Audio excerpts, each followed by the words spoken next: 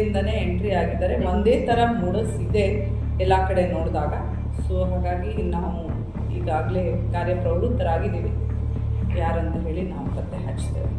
ದಾವಣಗೆರೆಯಲ್ಲಿ ಭಾರೀ ಕಳ್ಳತನ, ಒಂದೇ ರಾತ್ರಿ 12 ಮನೆಗಳಿಗೆ ದಾಳಿ, ಗ್ರಾಮಸ್ಥರಲ್ಲಿ ಆತಂಕದ ವಾತಾವರಣ. ಜಿಲ್ಲೆಯ ಚನ್ನಗಿರಿ ತಾಲೂಕಿನ ಬಸವಪಟ್ಟಣ ವ್ಯಾಪ್ತಿಯಲ್ಲಿ ಬೆಚ್ಚಿ ಬೀಳಿಸುವ ಸರಣಿ ಕಳ್ಳತನ ನಡೆದಿದ್ದು, ಕಳ್ಳರು ಒಂದೇ ರಾತ್ರಿ 12 ಮನೆಗಳ ಬೀಗ ಮುರಿದು ನಗದು, ಬೆಳ್ಳಿ, ಬಂಗಾರ ದೋಚಿ ಪರಾರಿಯಾಗಿದ್ದಾರೆ.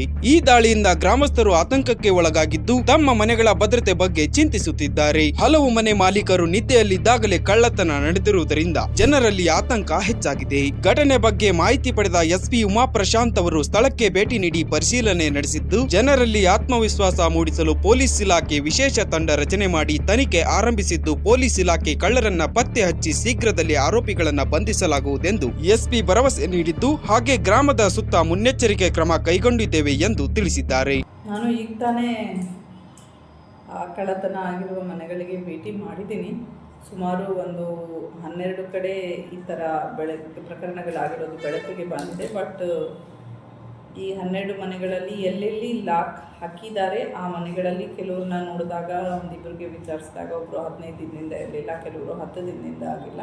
ಮತ್ತು ಅಷ್ಟು ಮನೆಗಳು ಲಾಕ್ಡ್ ಹೌಸಸ್ ಆಗಿರ್ತವೆ.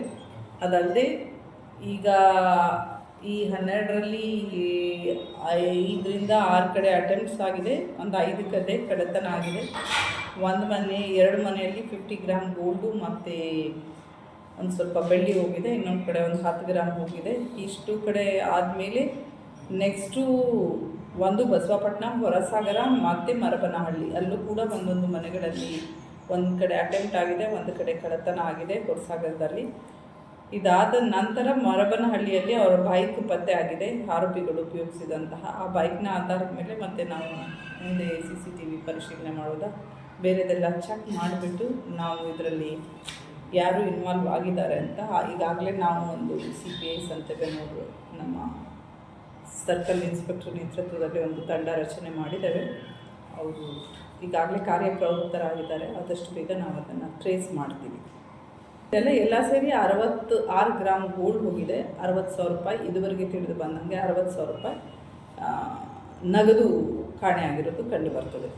ಎಲ್ಲ ಕಡೆ ಕೆಲವು ಕಡೆ ಏನಾಗ್ತದೆ, ಗಾಡ್ರೇಜ್ ಬೀರ್ದು ಬೀಗ ಮೇಲೆ ಇದೆ, ಕೆಲವು ಕಡೆ ಗಾಡ್ರೇಜ್ ಬೀರನ್ನು ಬ್ರೇಕ್ ಓಪನ್ ಮಾಡಿದ್ದಾರೆ. ಎಲ್ಲ ಲಾಕನ್ನು ಮುಂದೆಯಿಂದನೇ ಎಂಟ್ರಿ ಆಗಿದ್ದಾರೆ. ಒಂದೇ ಥರ ಮೂಡಸ್ ಇದೆ ಎಲ್ಲ ಕಡೆ ನೋಡಿದಾಗ. ಸೊ ಹಾಗಾಗಿ ನಾವು ಈಗಾಗಲೇ ಕಾರ್ಯಪ್ರವೃತ್ತರಾಗಿದ್ದೀವಿ. ಯಾರಂತ ಹೇಳಿ ನಾವು ಪತ್ತೆ ಹಚ್ತೇವೆ.